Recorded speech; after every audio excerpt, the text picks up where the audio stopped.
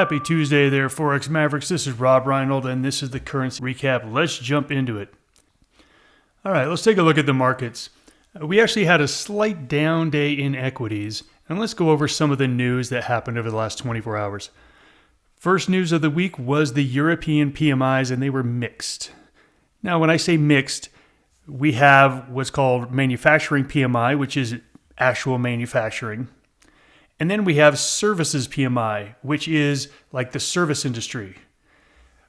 Pretty much every single country in Europe missed on their manufacturing, but beat on their services. Now, that's actually more positive than negative because services is about 2/3 of manufacturing versus the 1/3 of actual manufacturing products. So it was, again, slightly positive, but mixed at best.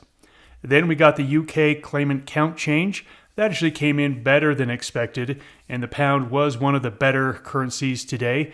The pound and the dollar were our favorite currencies in the currency room over the weekend, and they both had an up day today. Then we got Canadian CPI. It was mixed. So the headline number came out lower than expected, but they have something called the trimmed CPI, which is like the core CPI in the US report, where they take out some of the volatile things. And that was actually more than expected. So again, the headline number was weaker, and we did see the CAD sell off today off this news. And then we got the US retail sales report, which was mixed as well. The headline number beat the numbers, but they have retail sales ex auto. They take auto sales out of it. When they took out auto sales, it was actually lower than expected at plus 0.2 instead of plus 0.4. As you can see, all of these reports were pretty much mixed except for what we got out of the UK. And so this is what we saw today. We saw the pound was one of the stronger currencies.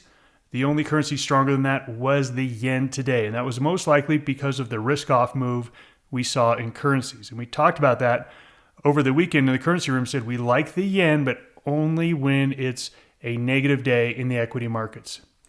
The dollar was our second favorite currency after the pound, and you can see it didn't tear higher today, but it's definitely still stronger than weaker.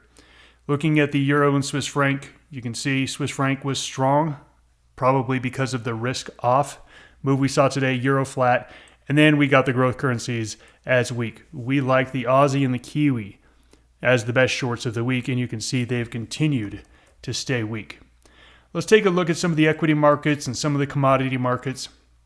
As you can see, it was just a down day across the board, but it wasn't severely down. We had equities down, 1/4 to 0.5%, crypto down 0.5%, gold and oil down less than 1%. This was a very, very mild sell-off. And if we take a look at the currencies, the cryptocurrencies, we can see the Bitcoin was flat. Bitcoin Cash and Ethereum actually had a pretty good sell-off today. And Litecoin said, hold my beer, I'm going higher. I don't care what the rest of the market does. So we'll take a look at all of these charts here in a bit, but I wanted to really take a look at the S&P chart to show you that nothing's changed. Take a look at today's candle. Today's candle, we have been in a base here for the last 2 weeks. And the bottom of this base is somewhere around 60.30. And we had 2 instances lately where we came down to 60.30 and we bounced. So there are still buyers out there. But we definitely have seen that the huge run just got tired. We got tired. So at this point, we're basing. We are moving into a Fed meeting tomorrow. So I expect there to be a big red candle or a big green candle tomorrow.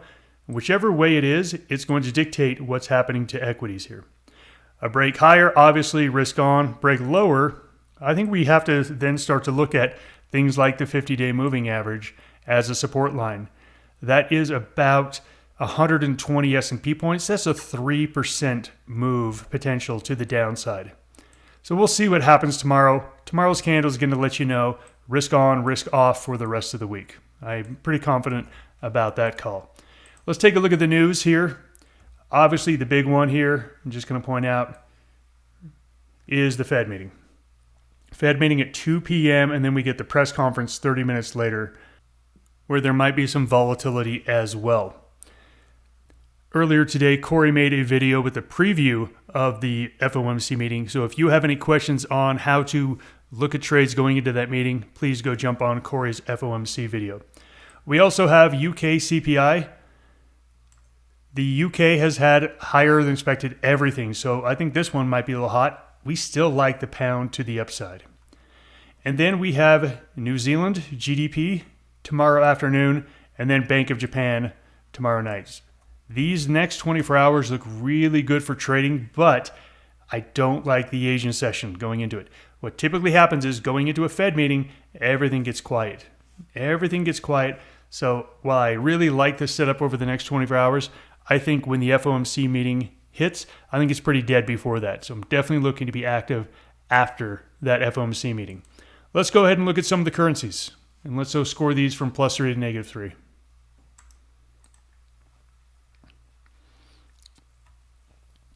I'm going to move through these pretty quickly here. All right, the yen. This is a 4-hour chart on the yen, and you can see the yen has been trending lower. Definitely been trending lower over the past 2-3 weeks. This is nothing more than a bear rally at this point. I personally like the yen to the upside, but as of right now, it's going lower. So you cannot go long yen unless there's a real serious move lower in equities. But we just don't know what that move is going to be off the Fed meeting. So at this point, I am not looking to be long or short yen. Dollar here, high basing. This is what the dollar's been doing. It's been moving higher. Pullbacks, runs, bases, breakouts. The velocity has definitely slowed down. So if you look at this moving average line, this EMA, you can see we're definitely losing momentum here. I think this thing probably bases until the FOMC meeting comes out. And then again, it's going to be a break up or a break down. We'll have to wait and see what that is. Moving on to the Swiss franc. It's been moving down. It just had a bounce. You have to treat this as a bear rally. That being said, I don't like the Swiss franc short here. So I'm just going to move on to something else. Euro's high basing. But you can see here, Euro is one of the stronger currencies. Run base. Run base. The only question is, how long is this base before we get a breakout to the upside? We'll have to wait and see if the euro is going to make a move off of the FOMC meeting. The pound looks the best here. Take a look at the pound. It is just moving higher. We are having a little bit of a base here. So we've come up to this resistance area. I'm guessing that that CPI tomorrow morning early is going to break this out either to the upside or it's going to cause there to be a pullback. I do like the pound. The only trade I like before the Fed meeting is a trade on the pound. That is it. Then we go into the CAD. CAD's moving lower. So CAD is a short. Again, it's trending lower long term and it's moving lower here. Maybe we're getting a tiny little bounce or base here, but I think you can sell into that. The Aussie has been very weak. You can see here we've been more sideways, getting a tiny little green candle bounce here. Now I'm all about a sell on this one if it moves up any little bit. But the Kiwi remains my favorite short. Remains my favorite short out here, and you can see after 2 down days this week, we're getting a little bounce. Okay, let it bounce up. I think it's a short after this little bounce. As you can see, there's nothing that's great here on the Forex side, and there's really nothing great here on the crypto side. Bitcoin just made a great new all-time high up here at 108.5. We're pulling back. We could pull all the way back to 104 very easily, which would be probably the next place that I would be looking for a long setup. I don't want to look at Bitcoin Cash or Ethereum. They were weak today.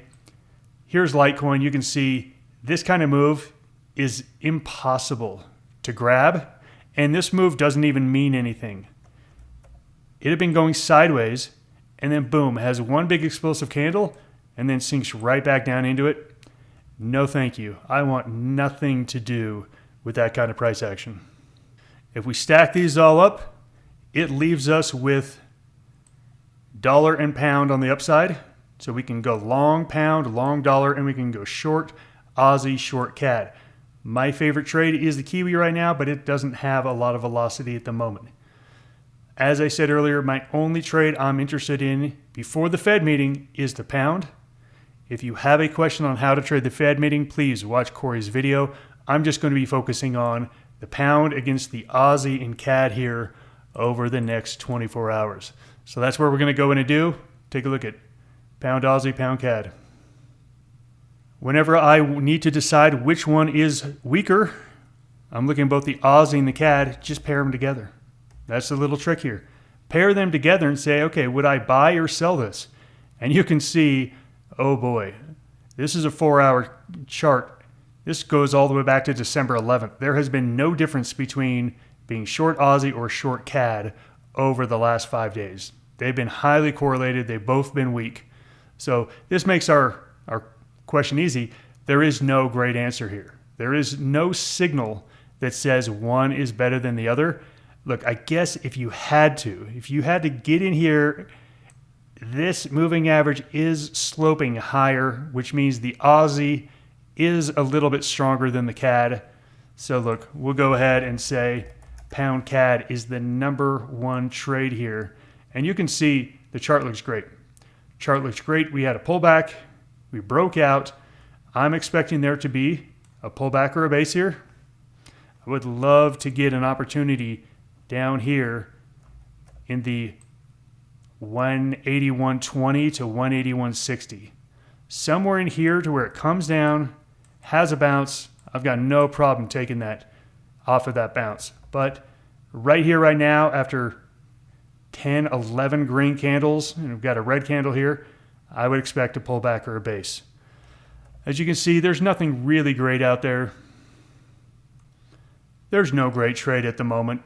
So that means FOMC will most likely, for me, be the next opportunity for me to take a trade, because looking at things right now, like I said, I like pound to the upside, Aussie and CAD to the short side, but the setup is just not there at the moment. So I'm just going to let it develop. Maybe I'll be waking up to look at that UK CPI. I will probably just sleep through it, and I will come back to work on the FOMC meeting. Thanks for joining me, everyone. That is the Currency Recap. Goodbye.